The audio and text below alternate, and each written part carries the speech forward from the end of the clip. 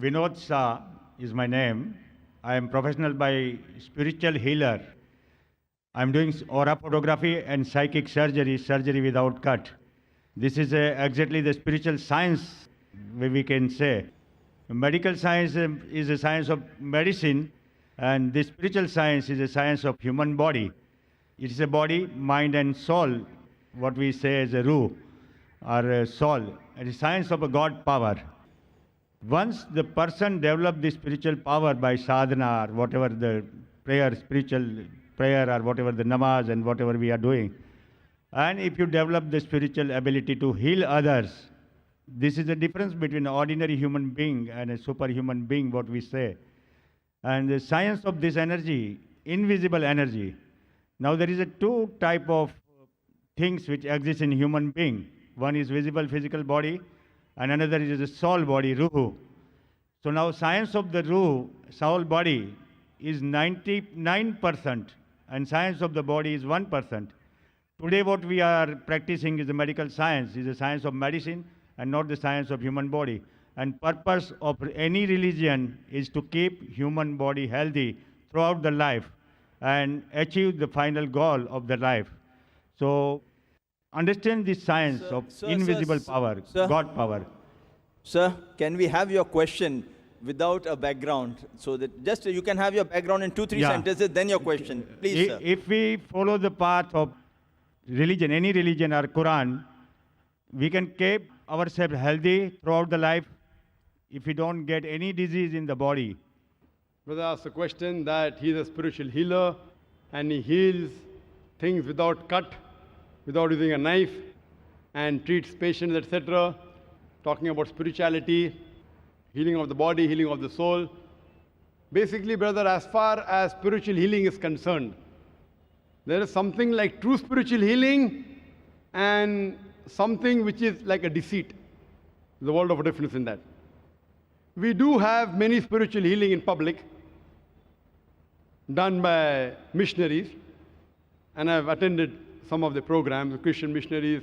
They get a person and they get him on the stage, and the person is lame and he starts walking. The person is blind, he starts seeing, and we find many. And I don't know whether you have seen, I've seen many documentaries which have tried to expose how they do it. How they do it. And in our Islamic Research Foundation, ours is a research organization on Islam and comparative religion. And we try and collect materials dealing with such things. There are many documentaries which show that how they do it. How they make a fool of the public. For example, they show a person that there's a person lame sitting in the audience. The healer goes and picks up the stick. In the name of Jesus, start running, and the person starts running. But the person who starts running is the person who was sitting on the right. The person who was lame was sitting on the left. So what we realize, that all these are pre-planned. Either the pre-planned, what I tell them, that really if you are a spiritual healer, you come to the hospital, I'm a medical doctor.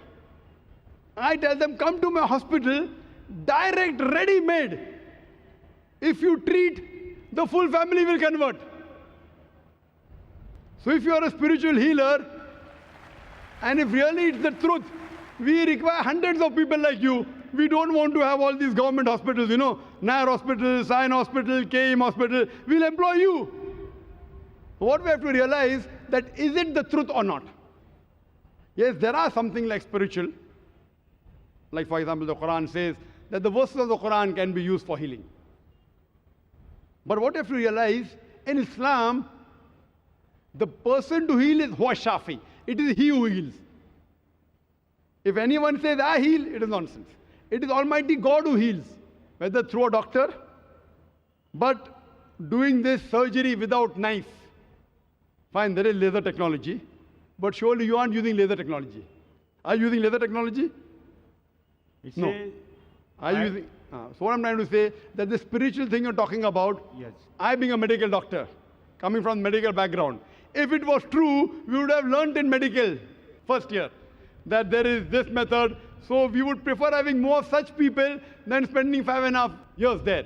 So what I'm trying to say, that most of these things what people talk about spiritual healing, it is more of a big fast. It is trying to make fast buck, fast money. But there's Almighty God, mashallah. There are verses of the Quran which can get peace for you in your mind, which can treat you. There are certain diseases which science cannot understand beyond science understanding. There may be, but what we see today, mostly in the spiritual healing sessions, in vast gathering, according to me, it is nothing but a gimmick. And all these people who heal, I would like to invite you, brother. Let's tomorrow go to Saheeh Hospital together, fine? And you heal the people, better have you than have 50 doctors. Healing, generally what we say is a healing.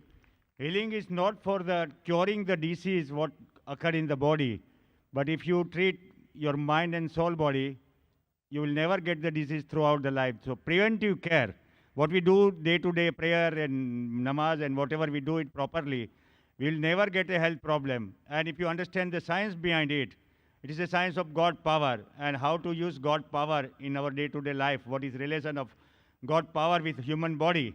So if you understand that science totally, which is 99% of human health, medical science has not understood the mind and soul science because it's a Western science, it is a science of body only. And it is a 1% of total knowledge. 99% knowledge is a mind and soul knowledge, which is a secret knowledge lost from India. And today, what I am as a science student, I give up my religion, Jainism, to going to temple and other things for 20 years after learning this science. And when I came to know in 92 about the spiritual healing, about Reiki and pranic healing, which has came from the foreign, these foreign people are teaching our own science in India. The science which was there in 5,000 years in India, Vedic science, Jainism, Muslim, whatever, that is lost because Western science has taken over the charge of our human body and human health. And this science was discovered to kill virus and bacteria only. I answer the question, brother. It is a chemical poison. Brother, this is a question answer time, not a speech time. So we have got your question. You are saying that if you know this spiritual healing, you will never get the disease of the body. I disagree with you. Yes, if you do practice, there may be on certain occasions where there are less chances that you may acquire diseases. But if you say that you will never get diseases, I disagree with you. I disagree with you. What you have to realize that I do know that there are certain, for example, you spoke about namaz. I can give a talk on the scientific benefits of salah. I can give a talk of 1 hour on the scientific benefits of salah. For example, the best part of salah is the sujood. Now when you do sujood, you put the highest part of your body, the forehead, on the lowest part of the ground. And when we do that, what we find that there is more supply of the blood going to the brain. That makes a healthy brain. There are less chances of having chilblains. That is the disease of the skin of the face. When you're doing sujood, there is drainage of the bronchial tree. So less chances of having bronchiectasis. Now when we breathe normally, 1/3 of the air in the lung remains. It's called as residual air. When you breathe in the sujood, the abdominal viscera, they press against the diaphragm. And the diaphragm, it exhales out the residual air. So you breathe in more fresh air. So because you breathe in more fresh air, there's less residual air, the chances your lung will be healthy is far superior. Less chances of having lung diseases. Furthermore, there's more increased venous return of the abdominal viscera. There's less chances of having piles. When you get up from the position of sajda, when you stand up, there is more stress on the calf muscles. And the calf muscles, according to medical science, they are known as peripheral heart. It pumps the blood to the lower part of the body. I can go on and on giving references. How does salah benefit? But we Muslims, we don't pray salah for all these benefits. We pray because we thank Allah subhanahu wa ta'ala. These medical benefits are side dishes, dessert. Our main dish, biryani, is because we thank Allah and we worship Him. These medical benefits may inspire a non-Muslim. He may come closer to Islam. It will keep you healthy. But mainly, it is to thank Allah subhanahu wa ta'ala. Because we worship Him. It is not because we want to exercise.